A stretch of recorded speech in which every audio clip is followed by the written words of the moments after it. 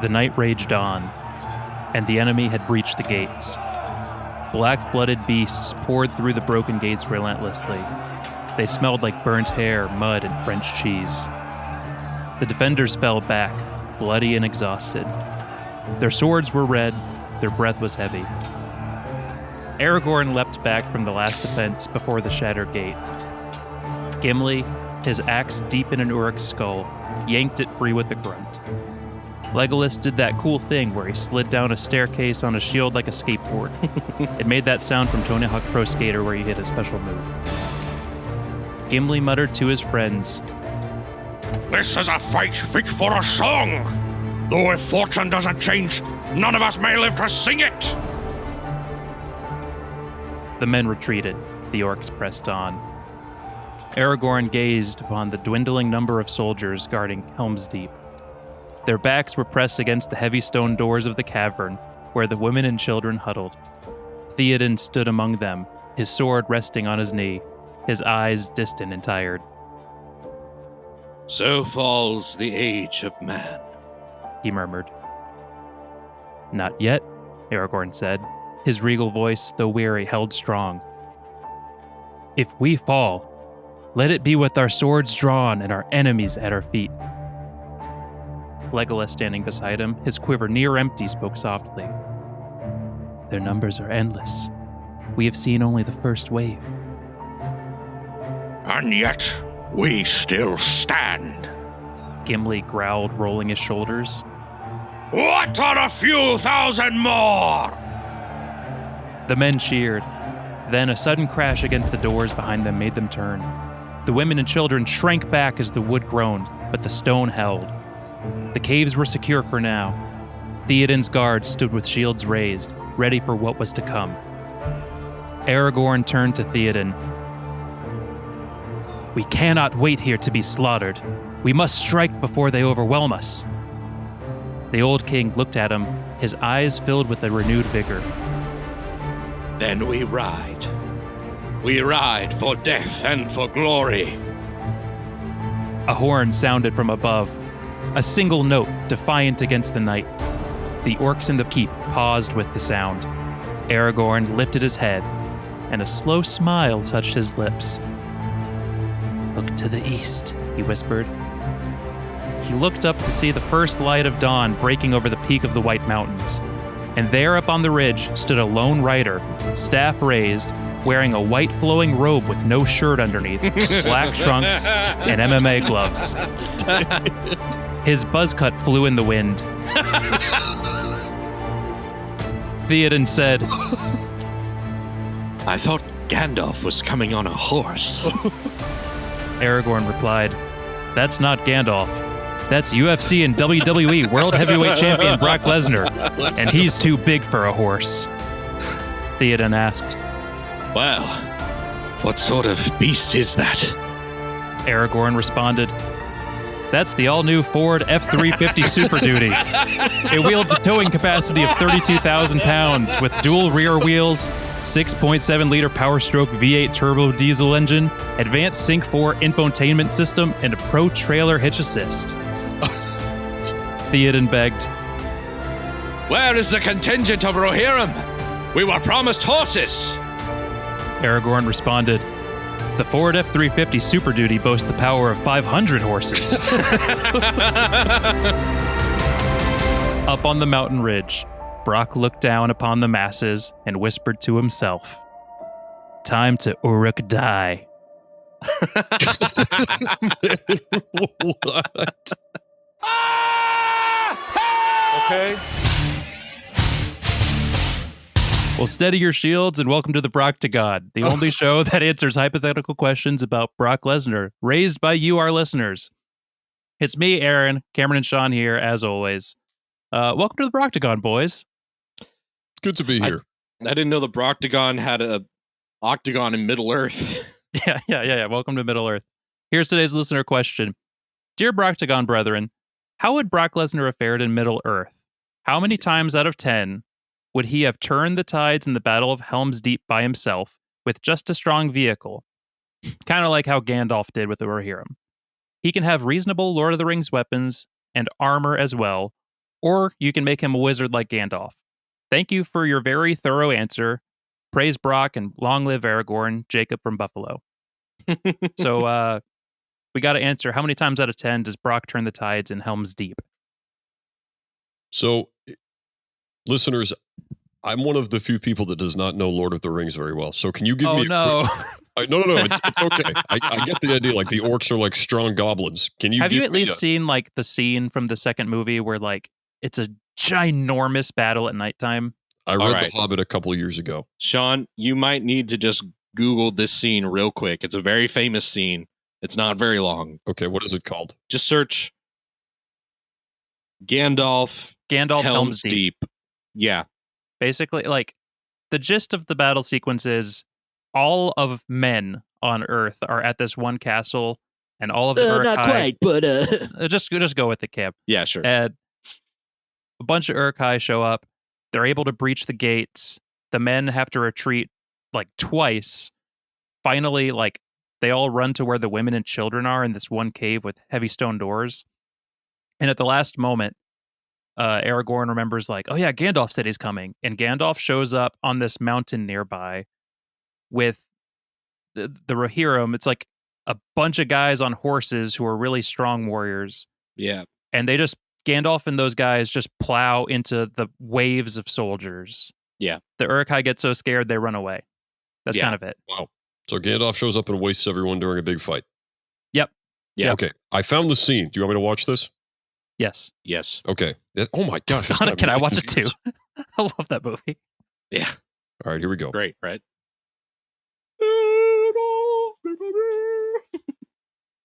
Oh, what's that scene? Is it? Maybe that's in the third movie where he's like, "Hey, do you know any songs?" "Oh, just the one I know." Yeah, That would be awesome.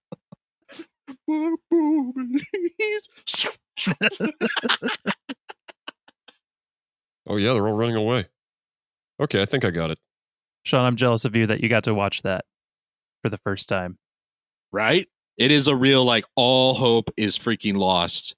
Yeah, you're like, well, they're cooked. And then it's like, oh yeah, Gandalf is coming back. Ace in the sleeve. So, to put this in terms you might understand, when the Bloodline was beating up Cody Rhodes really bad at WrestleMania 40, and then The Undertaker came out and chokeslammed The Rock. Yeah. The same idea, right? You're like, I forgot about this otherworldly being that is on the side of the good guys and shows up in times of need. Yeah, and then the Bloodline ran into the forest and the trees started eating them or whatever. Yeah, exactly. You know, John Cena Cena's recent turn as heel might be akin to how Gandalf felt when Saruman the Wise, his ally, decided to just turn all of a sudden. Is that what that's that the kind of betrayal we're talking about? Yeah, Sean, I think you might like Lord of the Rings through the filter of WrestleMania. You're selling me on it pretty good. Imagine, like, if you watch the first Lord of the Rings and just keep in your mind that when Gandalf goes to meet up with Saruman to, like, discuss, like, the fate of the world and everything, Saruman's been like John Cena this whole time for Middle Earth. Mm-hmm. And then it's just like actually. It was like when Batista attacked Rey Mysterio in 2006. Okay, yeah, no, this all makes sense. I get Lord of the Rings now. I'm very into it. Wow, I wonder how much other stuff you can understand if you filter it through wrestling. You're taking Sean, like PhD classes at Harvard. Yeah. Sean, I want you to try to address the world of finance, but through wrestling. I realized that the NASDAQ is much akin to SummerSlam 2003, and that it all started making sense. Yeah, our economy is like mankind at Hell in a Cell.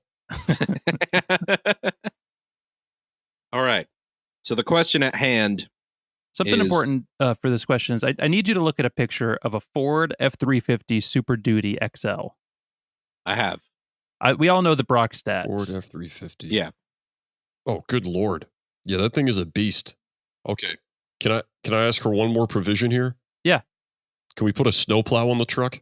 Yes. Snowplow. I even thought about snow tires. Perfect. Dude. Snowplow, snow tires. All right. So what are they called? The Uruk Hai? Yeah. Mm-hmm. How many Uruk Hai are there? 50,000, 100,000.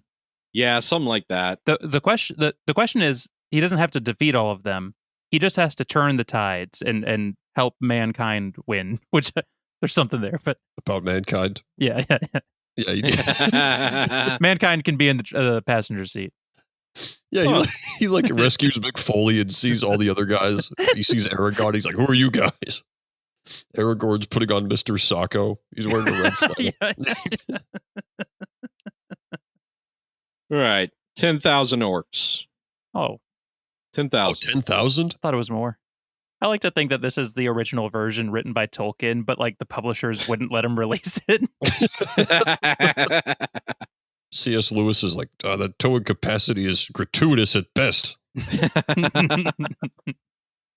The thing that concerns me is the windshield. I mean, well, hold on. Do the orcs have arrows or anything? Like, do they have any kind of... Yeah. What is that? Big like pointy those stick. long, like, I mean, they're kind of like spears, but they're basically their defense against cavalry. That's not stopping at F-350. Not with a snowplow. Okay, and then, so they have pikes, but like, they don't have arrows or catapults or anything? They don't have catapults, I don't I think believe. they shoot arrows. They have arrows. I don't think an arrow is stopping an F-350 though. You know what? It could get the tires. Then No. what? There's No. snow tires. Snow tires. What are snow tires? Those are just They're covered they in just have chainmail. pains on them. Chainmail. They're impervious to arrows. I don't really feel confident about this. There's 10,000 Uruk Hai, Right. and these guys, they have no problem with sacrificing their lives. Life doesn't mean anything to You them. don't think a rev of a F-350 engine will scare the They bejesus do out of not them? know what a V8 is. Yeah. I have think no they would be- concept of that. They would be confused at first, but if there's only one of them, the wow factor is going to wear off pretty quick. I think the wow factor is going to be back when a snowplow hits them at 80 miles an I think hour so, downhill. too. I think so too. I think the wow factor will be very intense in that moment. I think too many things can go wrong for this. I'll just say it. I give Brock 1 out of 10, even with the snow tires and the snowplow. You know what? Cameron just gave his. Do you want to do the 1, 2, 3 here? Sure. Because I'm yeah. curious for Aaron's answer a lot. All right. Cameron, you still have to participate. It's Brock Sure. Lesnar wins. Blank out of 10. 3, 2, 2, 1. 1. Brock Lesnar wins. 9 times out of 10. Did you say 9 and 10? Exactly. Yes, that's exactly right. Oh, God. Because we're reasonable adults. All right. Walk me through how No. this This happens. is the burden isn't on us, buddy boy. Oh, yeah, you're the one saying 1 time out of 10. It has 500 horsepower, you fool. There are 10,000 Uruk Hai. Granted, okay, maybe at this point, let's say there's less than 10,000. Let's say they've been cut in half. There's 5,000 Uruk Hai. You're thinking he has to run over 5,000 dudes? He doesn't. He just has to scare 5,000 dudes. And I'm saying that is not going to happen. I like to think the truck pulls up and they don't move, and then Brock Lesnar gets out of the truck, and they're like, "Oh no!" And then they start. Okay, yeah, that I can believe. I think he would scare off a contingent, but there would be some that remained. And then the men show up. There's not that many men left. Okay, worth pointing out again. One of them is Brock Lesnar, Right. so that's worth like 100 normal people. Fine. Aragorn, Gimli, Legolas. The people That who one ride elf out in the dude. scene are just like Theoden's guard. Yeah. All the other guys are just either they're like hanging back with the women and children, or they're like too injured. Instead of Theoden's Participate. guard, can Brock fit as many wrestlers and UFC fighters in the bed of the truck as he can? Yes. Not that So we Brock need pulls- more proof, but yes, Yeah. he can bring a contingent with him. No. The fate of man is sealed. Okay, The ring bearer failed. Cameron, I watched that scene. I feel like, in fairness, you should have to watch a Ford F-350 commercial. I did, When? but I looked up the truck. You watched a commercial. Kind of. Yeah, that's what I thought. With a plow? I watched one pull a tree out of a ground. That's insane. I like that we're talking about these things as if they just roam wild. Yeah. Dude, I saw one the other day. There was a herd of them in the national park. Super Duty XL. They were out grazing. Okay. I don't even With wanna a know what snow this looks plow. like with a snow plow. All right. Watching it plowing through the Yeah, snow. This is Cameron, from like dude. I'm sorry. It might be 11 times out of 10. You- These things are incredible. They move snow effortlessly. Are you guys getting a kickback from Ford? No. But I mean, with the MSRP that reasonable, I don't know why you wouldn't go to your local Ford dealer today. Well I qualified just see, like- lessees can get 0.9% APR financing, Cameron. Think about it. I just see like in the background of truck in a suit handing you an envelope. Wait, a truck in a suit? Is that what you said? Yeah. The trucks have been running the factory Yeah. for a long time. Yes, sir, Mr. Truck. I'll hype you up on the podcast, please. Just make sure the payment comes in. My family. Honk, honk. Yes, sir. Cam, what would it take to get you up to 5? Four-wheel drive. A machine gun's way too much. Yeah. I want armor plating. I'm sorry. It is so much funnier if there were guns in Middle Earth the whole time and no one brought them out until this moment. Aragon's like, well, I didn't want to have to do this, but He just starts going like John Wick. Just picking off the dragons and those ring wraiths or whatever. this will be a dishonorable victory. But go for Delta Niner and a drone like sweeps over and it just starts bombing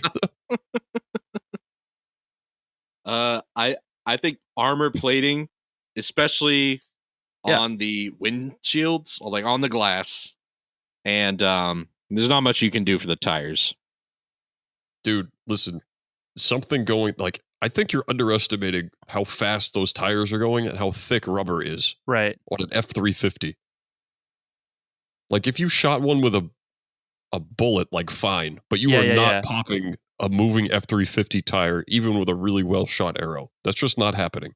Okay. I don't think they understand what's happening. Like they don't understand that this thing is a machine Like- with a person inside. What? Yeah, they're like, oh, another F-350. Get to the towers. They're like, get in formation. Yeah, they get in their Dodge Ram 1500s Yeah, and start exactly. driving. Release the Durangos. Now I'm just imagining like a F-150, but like in the elf robes with like the braided hair and everything. Yeah. Okay, can we put it? I'll put it this way: if Bilbo had an F-350, he could have just put the ring in the bed and then taken care of this whole thing in a couple of Like, hours. no rain cover, no nothing. Just like safely back there bopping around. He's good. Yeah. Drive it to Mount Doom, throw it in, enjoy your best-in-class fuel efficiency, and head on home. He's like holding Sam, crying, and he's like, "No, it was an IIHS top safety pick. This can't be possible. It was the Edmunds truck of the year." Sean, do we have a guest next week? Yes, we do. That's another great episode of the Proctagon. I'm Sean. That's Cam. That's Aaron. Another big episode for the football fans next week. You don't want to miss this one.